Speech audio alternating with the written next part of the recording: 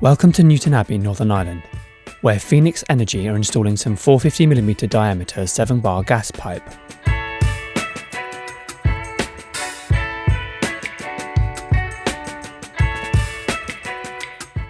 This is Gary McDowell from Kier Utilities, who are overseeing an addition to the existing gas supply from Station Road to Carrickfergus.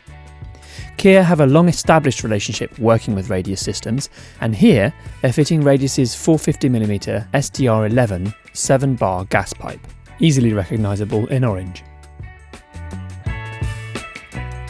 This particular stretch of pipe is being installed alongside the existing gas main, and its purpose will be to reinforce the gas network, adding to its capacity and ensuring a reliable supply of gas to meet increased demand. The new pipes supplied by Radius Systems also ensure that renewable gas alternatives can be carried by the network on the same pipeline in the future.